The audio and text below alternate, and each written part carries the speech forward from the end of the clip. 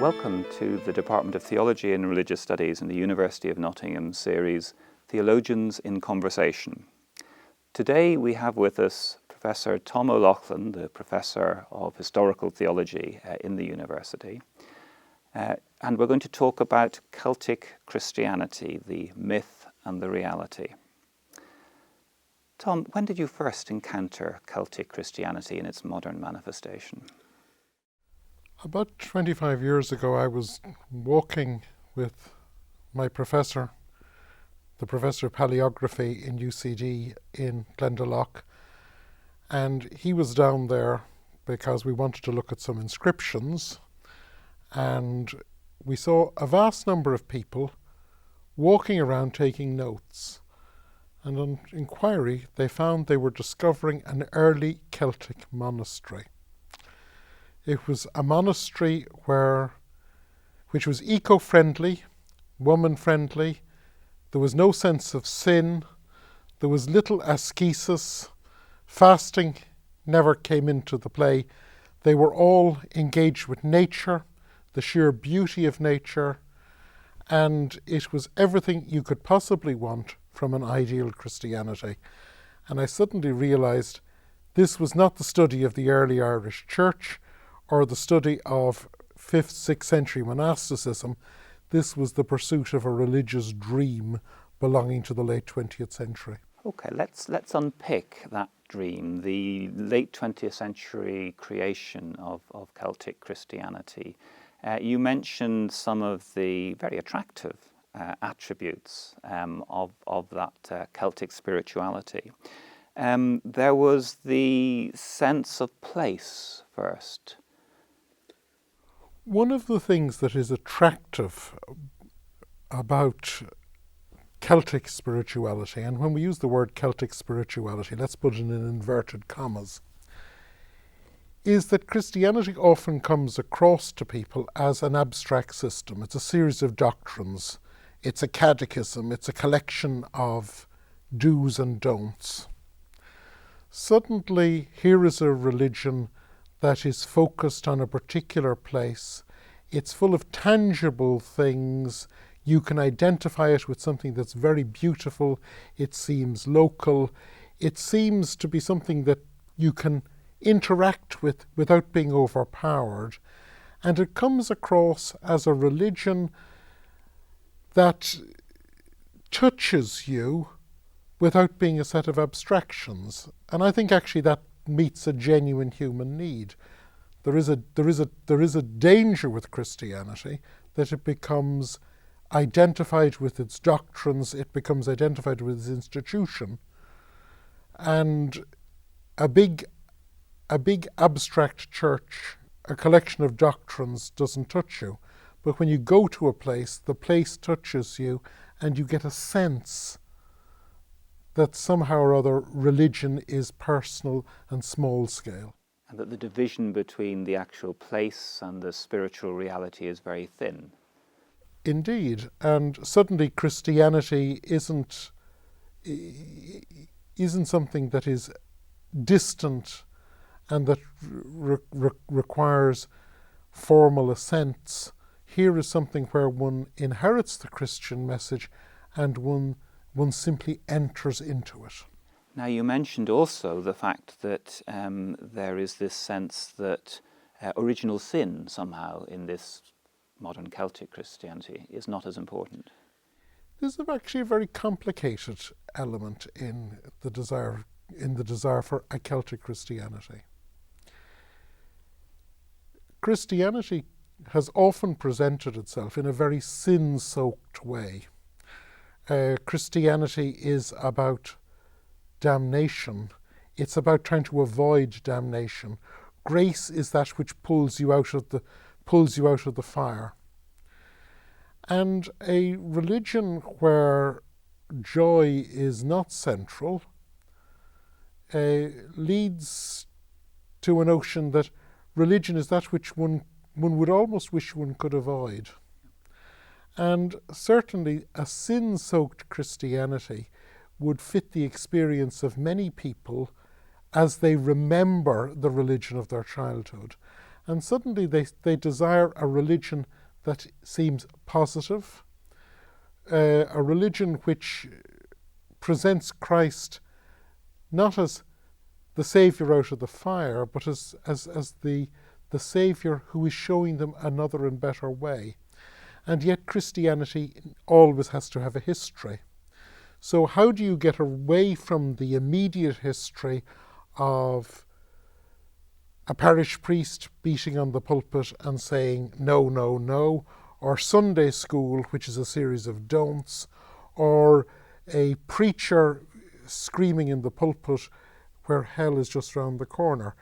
Well, you jump behind that history and you go back to another history which seems to have the authentication that you need in Christianity of the tradition, but it is not the tradition you experience. Now, you mentioned the formal institutional church, the parish priest and the bishops. Another aspect of the modern vision of early Celtic Christianity is its lack of hierarchy, its lack of organisation. It's a non-Roman different church. People's experience of institutional churches is usually pretty negative, and anyone who has had that negative experience needs to reinvent another past to explain the present and to create a hopeful future. This is a phenomenon that's going on continually in religion. You re-establish what the ideal past is to create an ideal future or a more hopeful future. In the 19th century, Protestant churches often wanted to create a history before the 16th century, and looking back to a Celtic church was one way of doing this. In the 20th century, people often wanted a church that wasn't the organisation, the administration, the top-heavy reality they saw around them, whether it's Anglican, Protestant, Catholic. And somehow or other, the Celtic seemed to be the very antithesis of that. It didn't have great buildings. It didn't leave a legacy of organisation. It left a legacy of ruins in some of the most romantic settings one could imagine. And so the windswept coast of Iona seemed to be the place where it was safe to reinvent a church before the Reformation divide, and a place where people on one side of the Reformation divide could experiment with ideas that seemed to have been forbidden from the time of the Reformation, and people on the other side of the Reformation divide could imagine an ideal united church. For instance, on Iona, the normal Sunday experience of the Church of Scotland is a very joyful celebration of the Eucharist. Now, this is not something that would be safe to say, oh, well, this is very similar. If you say this is very similar to an ideal Roman Catholic Sunday, that would raise an allergic reaction.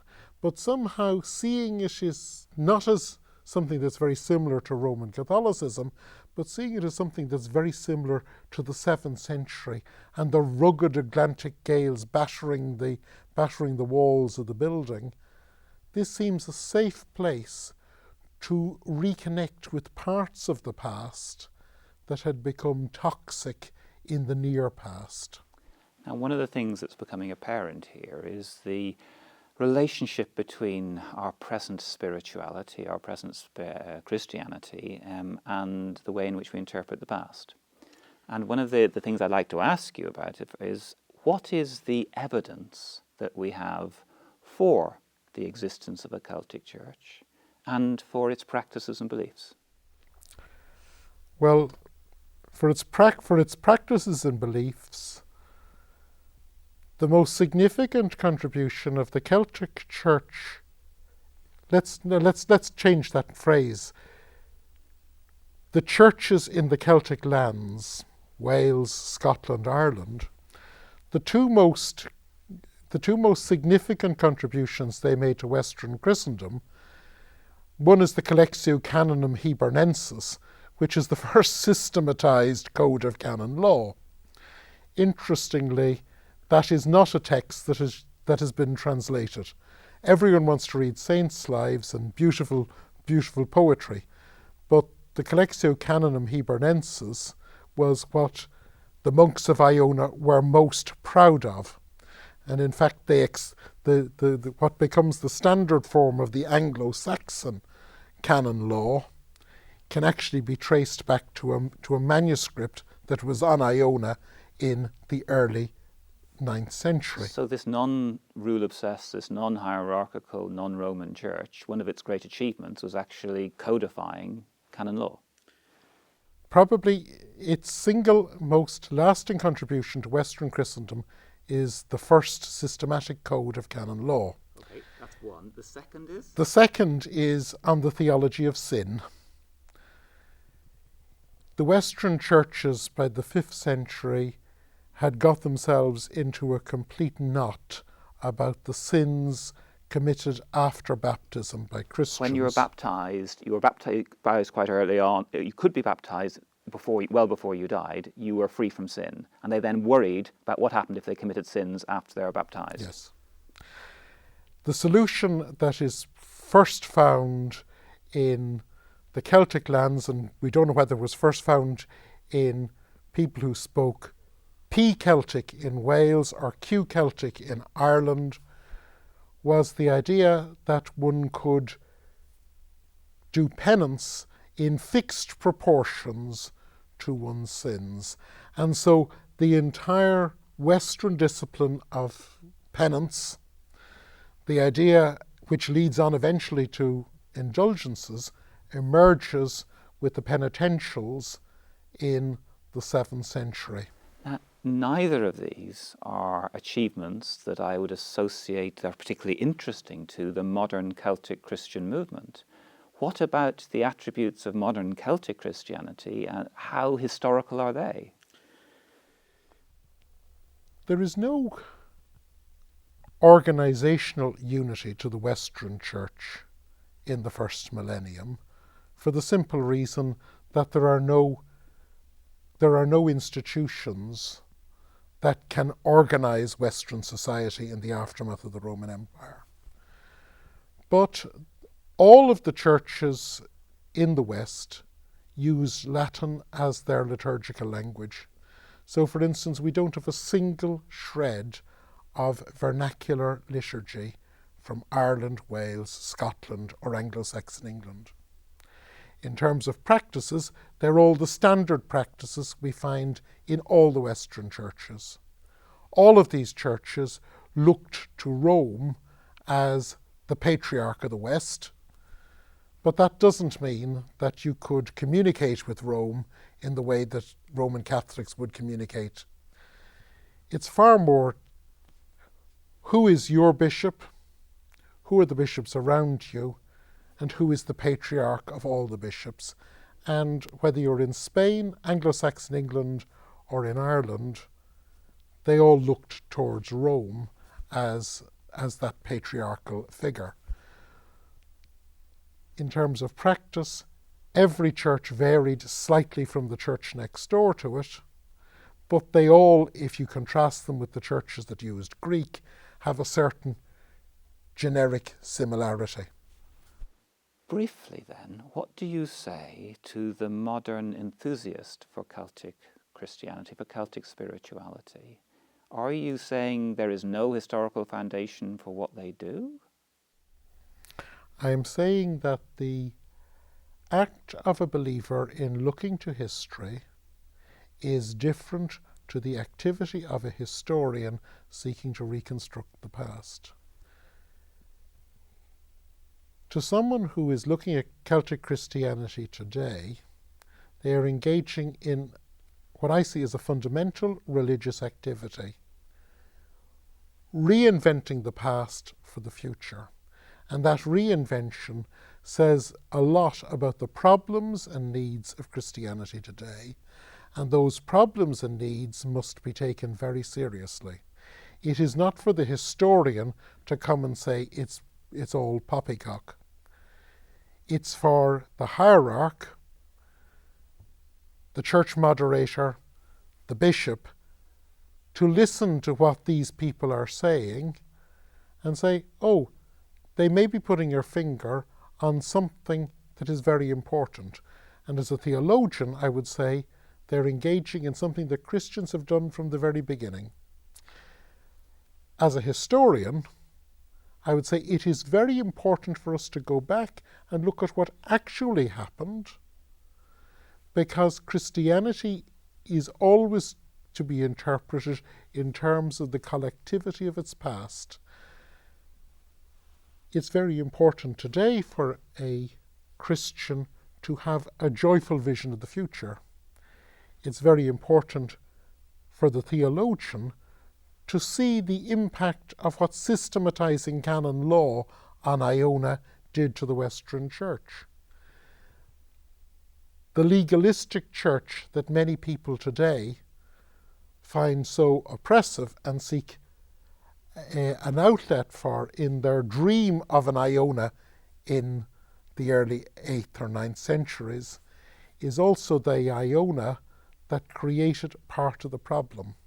So the theologian has to look at the problem in one way, the historian in another. They don't overlap. They shouldn't be confused, but I'm sure you would agree, history without theology and theology without history leads you not in a real church, but in some sort of academic Disneyland. We need them both. Thank you very much indeed, Tom O'Loughlin.